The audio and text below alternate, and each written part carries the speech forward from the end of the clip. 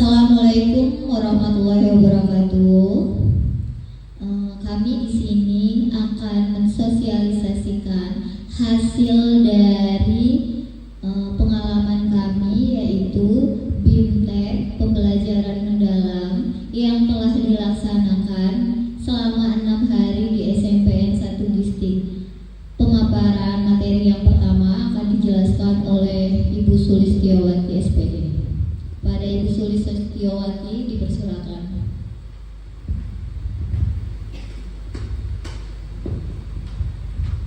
Assalamualaikum warahmatullahi wabarakatuh. Mohon izin Bapak Ibu, di sini saya akan memaparkan tentang sosialisasi pembelajaran mendalam.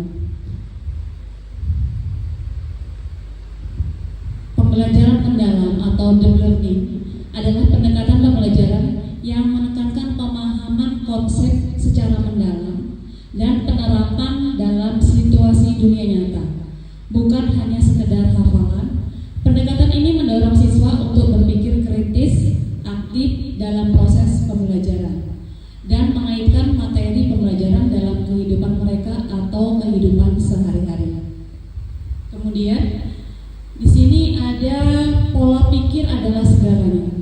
Pola pikir akan mendikte tindakan yang dilakukan serta akan menentukan hasil yang akan diperoleh. Pola pikir tetap atau PWT dan pola pikir berubah atau PBB. Jadi kalau pola pikir tetap itu ya Bapak Ibu, di sini kita inginnya menghindar, menyerah, mubazir, serangan, ancaman. Jadi menimbulkan suatu seperti kekhawatiran. Sedangkan kalau pola pikir berubah atau bertumbuh, di sini menerima, bertahan, peluang, informasi dan inspirasi. Di sini pola pikir tetap dan pola pikir bertumbuh. Jadi suara yang menimbulkan kekhawatiran dalam menghadapi tantangan dan kesulitan itu disebut dengan PPT atau pola pikir tetap. Sedangkan kalau kita pola pikir bertumbuh, jadi suara yang menimbulkan optimisme, percaya diri pada diri kita sendiri dalam menghadapi sebuah tantangan dan kesulitan. Selanjutnya, di sini ada suara pola pikir tetap. Ada kalau saya gagal berarti saya tidak mampu. Jadi menganggap bahwa kita itu adalah pesimis. Kemudian saya akan menolak saat menerima tugas yang belum pernah saya kerjakan sebab risiko untuk gagal besar. Contohnya, seorang guru tidak mau menjadi pembina upacara. Jadi dia sudah menolak dulu. Kemudian kesalahan menunjukkan kelemahan saya sehingga harus dihindari demi menjaga nama baik. Selanjutnya, saya hanya bagus dalam bidang tertentu saja dan tidak untuk bidang yang lainnya. Selanjutnya, kecerdasan dan kemampuan adalah segalanya dan menjadi faktor yang menentukan sukses tidaknya. Dan ini yang suara pola pikir bertumbuh. Kalau saya gagal, berarti saya harus belajar untuk mencoba lagi. Jadi masih ada rasa ingin mengubah dan ingin menjadikan suatu kesalahan itu adalah pembelajaran. Dan yang kedua, saya akan menerima pekerjaan yang belum pernah saya kerjakan sebab ini adalah peluang untuk belajar dan mengembangkan potensi diri. Selanjutnya, saya bisa belajar apapun juga yang saya mau, termasuk hal-hal yang sangat sulit sekalipun. Jadi rasa ingin tahunya lebih tinggi atau lebih besar. Dan yang terakhir, belajar dan berusaha adalah faktor kunci yang akan menentukan sukses tidaknya seseorang. Jadi kami juga di sini masih belajar ya Bapak Ibu, dan kami juga masih mencoba mengimplementasikan apa yang kami dapat waktu pelatihan kemarin. Mungkin itu saja Bapak Ibu pemaparan yang dapat saya sampaikan. Saya akhiri akhiri. Wassalamualaikum warahmatullahi wabarakatuh. Materi yang selanjutnya akan dijelaskan oleh Ibu Fitriana SPD. Kepada Ibu Fitriana SPD saya persilahkan. Baik, Assalamualaikum warahmatullahi wabarakatuh. Saya akan melanjutkan tadi setelah dipaparkan oleh Saudara Sulis.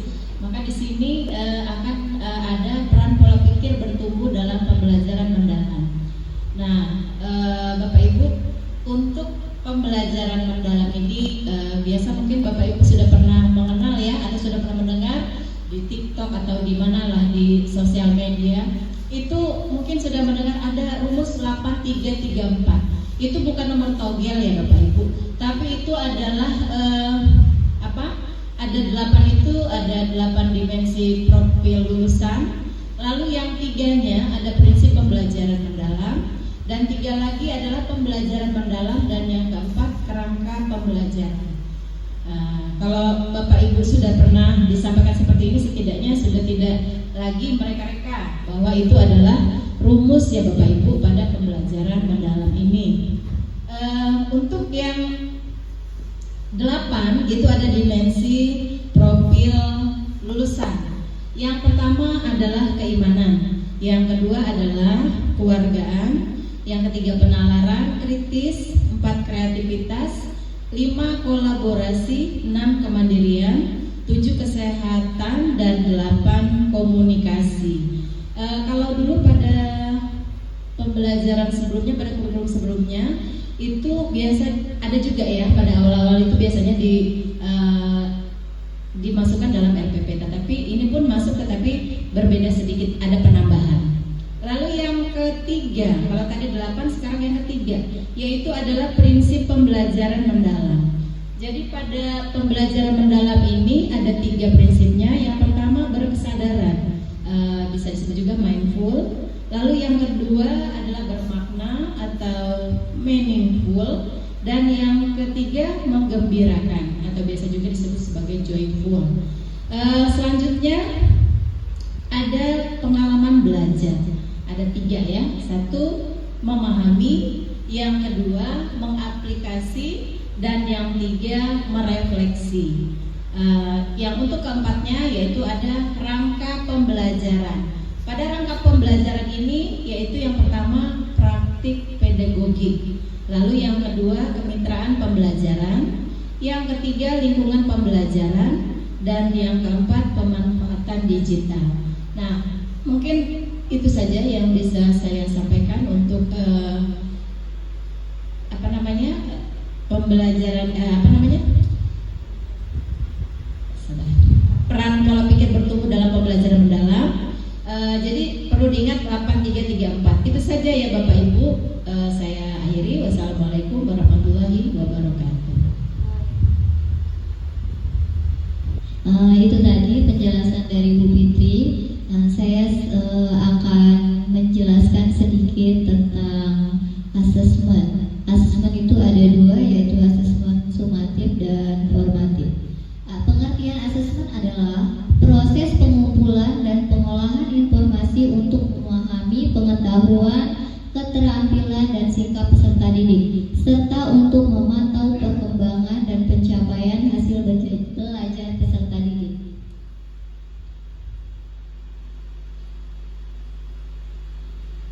Asesmen dibagi 2, yaitu asesmen formatif dibagi menjadi beberapa, diantaranya yaitu asesmen as learning, asesmen untuk refleksi dari murid dan refleksi proses pembelajaran. Contohnya adalah jurnal reflektif, self assessment, dan checklist, dan lain-lainnya.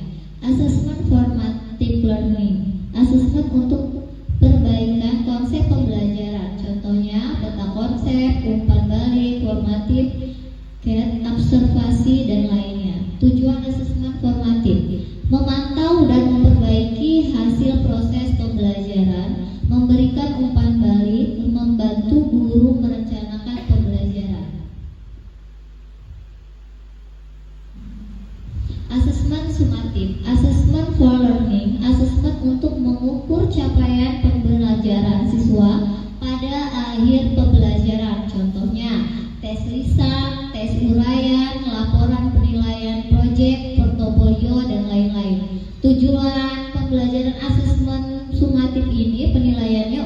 mengukur capaian hasil belajar, menentukan nilai akhir atau kelulusan. 3. Memberikan umpan balik yang luas. Bapak Ibu, di sini saya akan memperlihatkan contoh RPP dari pembelajaran mendalam. Di sini yang saya tampilkan contohnya yaitu ilmu pengetahuan sosial fase D kelas 8, materinya sejarah lokal dan toponomi wilayah.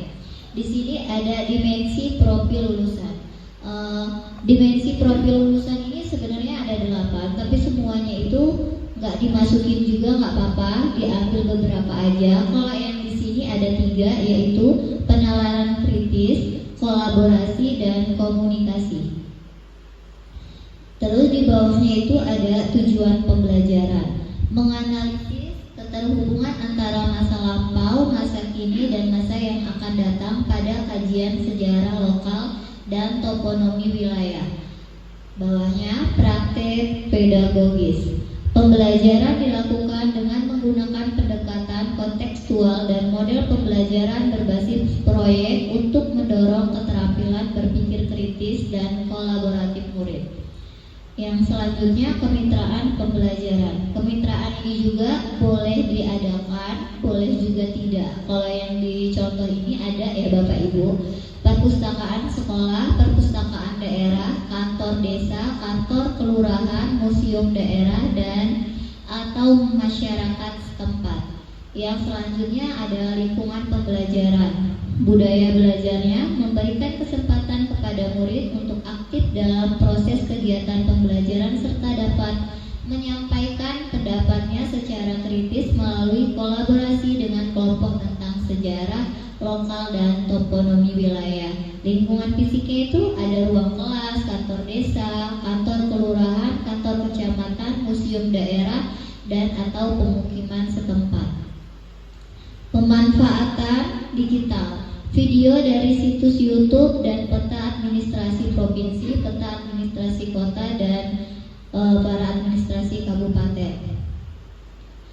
Itu saja nanti ditampilkan ya Bapak Ibu, saya tampilkan nanti bisa dilihat. Setelah itu nanti kita akan belajar membuat RPP pembelajaran mendalam atau deep learning. Nanti kita bareng-bareng buat RPP-nya, kita kerjasama, biarin kita bisa belajar bersama. Itu saja penjelasan dari saya akhiri, wabillahi taufiq wal hidayah. Wassalamualaikum warahmatullahi wabarakatuh.